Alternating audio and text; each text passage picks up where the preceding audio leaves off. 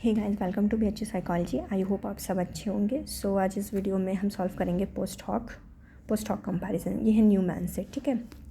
तो इसमें क्वेश्चन दिया हुआ है, ये ट्रीटमेंट दिया हुआ है T1 T2 T3 T4 and T5 T6 और यहाँ पे टोटल है 1 2 3 4 5, ठीक। तो सबसे पहले हम क्या करेंगे, इन सबको टोटल करेंगे, ठीक है।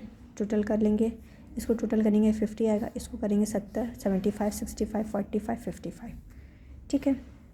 उसके बाद इसका हम मीन स्कोर निकालेंगे। तो मीन स्कोर निकालने के लिए जितने भी टोटल होते हैं उनसे डिवाइड कर देते हैं। टोटल नंबर ऑफ़ ये क्या है 5 है, टोटल नंबर ऑफ़ एन ये 5 है। तो 50 डिवाइडेड बाई 5 ये हो जाएगा 10, 70 डिवाइडेड बाई 5 14। ऐसे करके सबका मीन स्कोर निकाल देंगे। तो मीन स्कोर आ जाएगा हमारा इतना। अब हम इसको नंबर दे देते हैं, ठीक है। मीन्स कि हम इसको ABCDEF ऐसे इसको रिप्रेजेंट कर देते हैं ABCD। अब ये समरी टेबल ऑफ अनोवा दिया रहेगा, ये आपको गिवन रहेगा क्वेश्चन में। और कभी कभी ये गिवन नहीं रहता है तो सिर्फ और सिर्फ ये MS एरर की ये वाली वैल्यू आपको दे दी होती है, ठीक है। और आपको क्या बताएं, इस क्वेश्चन में, इस पोस्ट हॉक में सिर्फ हमें इस टेबल वैल्यू से दो चीज़ की ज़रूरत पड़ती है। पहला ये MS एरर की ज़रूरत पड़ेगी और दूसरा ये डिग्री ऑफ फ्रीडम की, सिर्फ विदिन की ज़रूरत पड़ेगी, विदिन की। ट्रीटमेंट की हमें ज़रूरत नहीं पड़ेगी, सिर्फ ये डिग्री ऑफ फ्रीडम और ये MS एरर, बस इन दोनों वैल्यू से हमारा पोस्ट हॉक सॉल्व होगा। तो सपोज़ कभी कभी क्या होता है कि MS एरर तो दे दिया होता है बट ये डिग्री ऑफ फ्रीडम नहीं दिया रहता है। तो डिग्री ऑफ फ्रीडम हमें फाइंड आउट करना होता है। तो degree of freedom find out करने का विदिन का क्या होता है कि n - k, ठीक है। तो n हमारे पास कितना है, ये 5 10 15 20 25 30 है, ठीक है। 5 10 15 20 25 और ये 30, तो 30 लिख देंगे। और कि कॉलम कितना है हमारे पास, 1 2 3 4 5 6, तो 30 - 6 = 24। ये आ गया हमारा विदिन का, ये हम निकाल लेंगे सिंपली। ये कई बार नहीं दिया होता है, ध्यान दीजिएगा, सिर्फ ये दिया रहता है, ये नहीं दिया रहता, तो ये हम डिग्री ऑफ फ्रीडम निकाल लेंगे। सिर्फ ये और इसका ही ज़रूरत है हमें विदिन, और हम विदिन का ही लेकर चलते हैं, ठीक है। उसके बाद हम इसको सॉल्व करते हैं, ठीक। तो सबसे पहले मीन को हम अरेंज कर लेंगे असेंडिंग ऑर्डर में। तो जो हमारा मीन यहाँ पर आया है 10 14 15 30 90, तो इसको पहले असेंडिंग ऑर्डर में अरेंज करेंगे। तो सबसे छोटा यहाँ पर 9 है, तो हमने 9 लिख दिया। उसके बाद 10 है, 10 लिख दिया। फिर उसके बाद क्या है 11, यहाँ से ये 11 लिख दिया। फिर 13, ठीक, फिर 14, फिर 15, तो यहाँ पे लिख दिया। और उसके बाद जो ABCDE हमने दिया था, वहाँ पे जिसका जो नंबरिंग था उसने हमने दिया। 9 का E था, देखो यहाँ पे है ना 9 का E, तो यहाँ पे 9 का E दे दिया। 10 का A था, तो 10 में A था, A लिख दिया। ऐसे ही करके जिसका जो नंबर था लिख दिया, ऐसे लिख दो। उसके बाद ये चीज़ एक बार ऐसे लिख दो। लास्ट वाला डिजिट नहीं लिखते, यहाँ पे तो लिखेंगे बट जो यहाँ पे 15 है वो नहीं लिखेंगे यहाँ पर, ठीक है। ये वाला यहाँ पे नहीं लिखेंगे।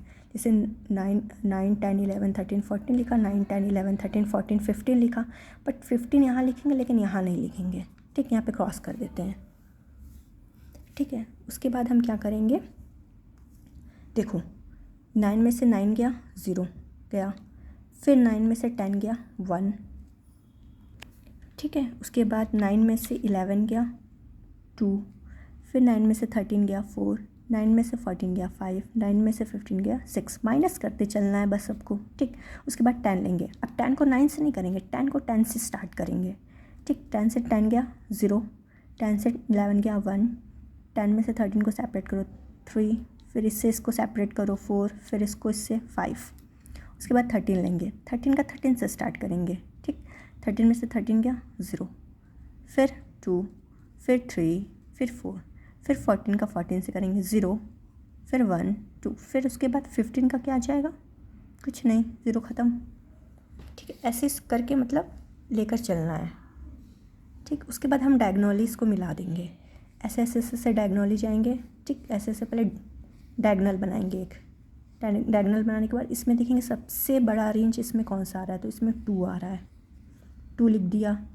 इसमें सबसे बड़ा रेंज कौन सा आ रहा है, 3 आ रहा है, 3 लिख दिया। इसमें सबसे बड़ा रेंज क्या आ रहा है, 4 आ रहा है, 4 लिख दिया। इसमें 5 आ रहा है, इसमें 6 आ रहा है। क्लियर। सिंपली पहले हम माइनस करेंगे, ठीक है। 9 को 9 से, फिर 10 का 10 से स्टार्ट करेंगे, 11 का 11 से स्टार्ट करेंगे, 13 का 13 से स्टार्ट करेंगे, 14 का 14 से स्टार्ट करेंगे। ठीक है, ऐसे करके हम लिख लेंगे। अब इसका फॉर्मूला होता है QR24 MS/N। ये जो 24 है ना, ये डिग्री ऑफ फ्रीडम है जो हमने इधर निकाला है, ये 24। ठीक, तो सबसे पहले हम रेंज लिख देंगे। रेंज हमारा कितना आ गया, 2 3 4 5 6, ये है ना 2 3 4 5 6। उसके बाद ये Q.99 है ना, इसको हम बोलते हैं 0.01 के लेवल पर देखना। ठीक है, तो 2 का हम रेंज लिख लेंगे। अब हमारा क्या है, हमें R मिल गया और डिग्री ऑफ फ्रीडम 24 है, तो इसको हम टेबल D में देखेंगे। R में 2 में जाएंगे और 24 में देखेंगे तो इतनी वैल्यू आएगी। फिर टेबल D को 3 के रेंज पे 24 पे देखेंगे, इतनी वैल्यू मिल जाएगी। ठीक है, फिर R रेंज 4 में जाएंगे और टेबल 24 में जाएंगे तो इतनी रेंज मिल जाएगी। फिर R रेंज ये 5 लेंगे, 24 में जाकर देखेंगे, इतनी मिल जाएगी। सबको टेबल D में देखना है। फिर R रेंज यहाँ से 6 लेंगे, 24 में जाएंगे, इतनी वैल्यू मिल जाएगी। ठीक है, ये इतनी वैल्यू आ गई। अब क्या करेंगे, इसका फॉर्मूला होता है ना, ये फॉर्मूला हमने लिखा है ना, QR24 MS/N। तो ठीक है, ये वाली वैल्यू तो हमारी निकल गई, इतनी आ गई। उसके बाद MS/N, तो MS हमारे इधर है ना 4.5 दिया हुआ है, तो MS यहाँ पे 4.5 पुट करेंगे डिवाइडेड बाई 5 मीन्स ये वाला 5। ठीक है, 1 2 3 4 5 हमारा 5 है ना, तो यहाँ 5 लिखेंगे। इसको करेंगे तो 0.95 आएगा, डिवाइड करके होल स्क्वायर इसका फाइंड आउट करेंगे तो 0.95 आएगा। अब क्या करेंगे, इसको जितना ये वाली वैल्यू आई है इसको इससे इंटू कर देंगे, क्योंकि सिंपली है, ये निकल गया हमारा, इतना आ गया। MS कितना आ गया, इतना आ गया। अब इन दोनों को मल्टीप्लाई करना है, तो इसका हम मल्टीप्लाई करेंगे, इतना आएगा। फिर इसका 0.5 से मल्टीप्लाई करेंगे, इतना आएगा। फिर इसको 0.5 से मल्टीप्लाई करेंगे, इतना आएगा। इसको 0.5 से मल्टीप्लाई करेंगे, इतना। ठीक है, इसकी वैल्यू ये है, ये जो रेंज आया है ना इसका 3.6 4.5, ये इसकी वैल्यू, और MS की एरर की वैल्यू है 0.95।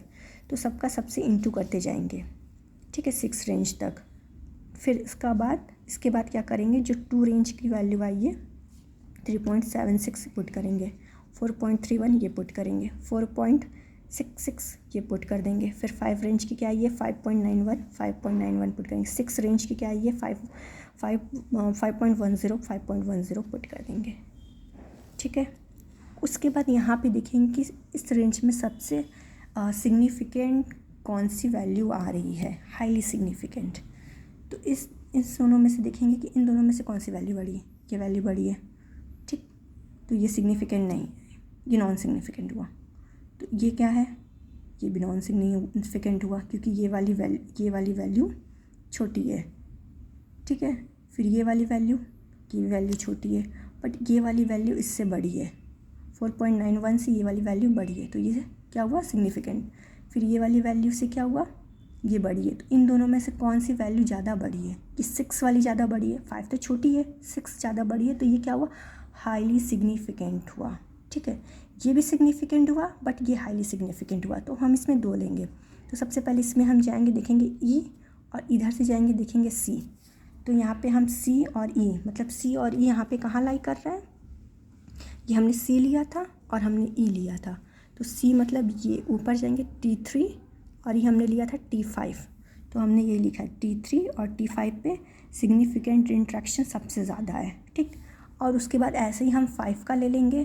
5 में जाएंगे तो यहाँ पे A है, और ऐसे जाएंगे C है, तो ये यहाँ पे A और यहाँ पे C, तो यानी कि T1 और ये T3, यानी कि T1 एंड T3 में भी सिग्निफिकेंट है। ठीक है, लेकिन ये इसमें हाईली सिग्निफिकेंट है, इसमें थोड़ा कम है।